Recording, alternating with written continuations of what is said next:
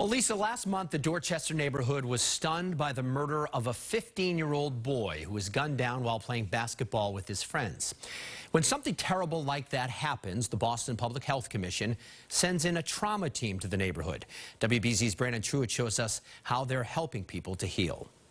A lot of the community members, they've been grieving all their lives, and they don't know that.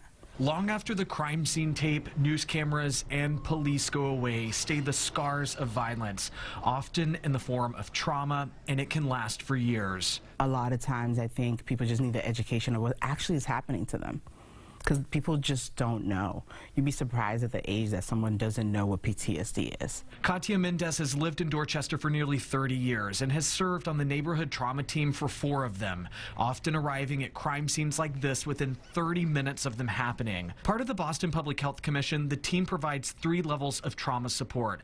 Immediate care, consisting of on-scene responses, short-term care like vigil and funeral planning, then long-term services like finding psychiatric services or housing. The team gets calls at least once a week. Over the summer months, it's a little bit more than that, maybe like 2 to 3 incidents. And so the neighborhood trauma team, I would say that the summer months are our busiest time of year. Efrain Arras is the program coordinator and says his team consists of over 20 community partnerships.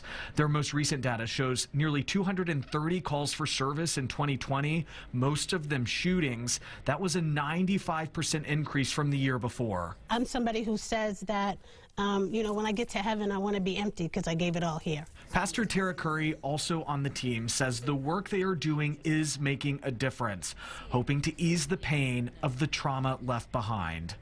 Because we don't have control of crime. We don't have control of things that happen in the world, but we can try to be impactful as best as we can. And the neighborhood trauma team says a big part of their mission is just getting out the word. They have a 24/7 hotline for people to call if they need any assistance. That number is 617-431-0125. Brandon Truitt, WBZ News.